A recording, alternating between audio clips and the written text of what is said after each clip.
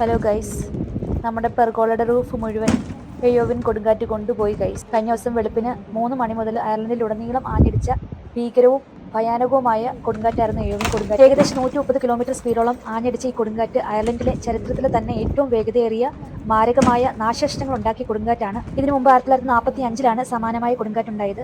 ഇത് നമ്മൾ കഴിഞ്ഞ സമ്മറിലാണ് നമ്മുടെ ബാക്ക് ഗാർഡനൊക്കെ സെറ്റ് ചെയ്ത് പെർഗോളയൊക്കെ ശരിയാക്കി എല്ലാം അടിപൊളിയാക്കി ഇട്ടത്. ഇവിടെ ആയിരുന്നു നമ്മൾ സെറ്റ് വെച്ചിരുന്ന സ്ഥലം. കുപ്പിച്ചില്ലൊക്കെ ഗ്യാസ് കുറ്റിയുണ്ട്. ഡോർ തുറന്നിട്ടാട്ടോ ഇറങ്ങിപ്പോയി. ആ ഡോർ തുറന്ന് ഇവിടെ ഉണ്ടായിരുന്നു. ഗ്ലാസുകൾ ഫുള്ളായി പോയി.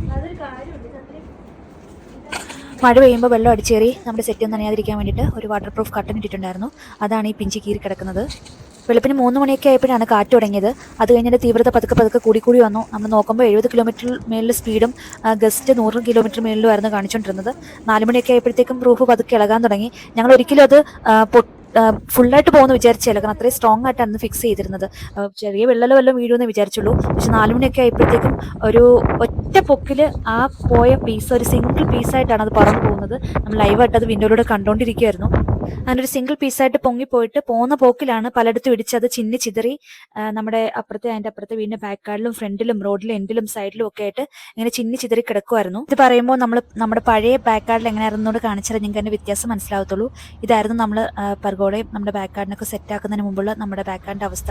ഒരുപാട് കഷ്ടപ്പെട്ട് അതുപോലെ നല്ല സമയം എടുത്തിട്ടാണ് നമ്മൾ ഈ തരിശായിട്ട് കിടന്ന ഈ ബാക്ക് ഗാർഡിനെ ഇപ്പോൾ ഈ കാണുന്ന ബാക്ക് ഗാർഡിനാക്കി എടുത്തത്. ഇവിടെ സാധാരണയായിട്ട് ഓപ്പൺ ആയിട്ടുള്ള പെർഗോളയാണ് ചെയ്യാറുള്ളത്. അതായത് 2 സൈഡ് ഓപ്പൺ ആയിട്ട് വിത്ത് റൂഫോ വിത്തൗട്ട് റൂഫോ ആയിട്ടാണ് ചെയ്യാറുള്ളത്. വീട് കുറച്ചും കൂടെ പുറത്തോട്ട് എക്സ്റ്റെൻഡ് ചെയ്യുന്ന രീതിയിൽ കുറച്ചുകൂടെ യൂസ്ഫുൾ ആയിട്ട് എടുക്കാൻ വേണ്ടിയിട്ടാണ് ഞങ്ങൾ 2 സൈഡും ക്ലോസ് ചെയ്ത് റൂഫൊക്കെ ഇട്ടത്.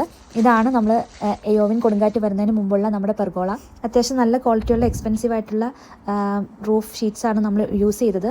വെതറെല്ലാം ഓക്കെ ആയി ബാക്ക് ടു നോർമൽ ആയതിനു ശേഷം നമ്മൾ ഇങ്ങനത്തെ കൊടുങ്കാറ്റുകൾ വന്നാലും പ്രതിരോധിക്കാൻ പറ്റുന്ന ബെറ്റർ ആയിട്ടുള്ള റൂഫിംഗ് ഓപ്ഷൻസ് കണ്ടുപിടിച്ചിട്ട് അങ്ങനെ റിനോവേറ്റ് ചെയ്യാനാണ് പ്ലാൻ ചെയ്യുന്നത്. അതിന് വേണ്ടി ഞങ്ങൾ പഴയ പെർഗോള ആക്കിയതിന് ശേഷം ഞാൻ എൻ്റെ വീഡിയോ ആയിട്ട് വരുന്നതായിരിക്കും കേട്ടോ.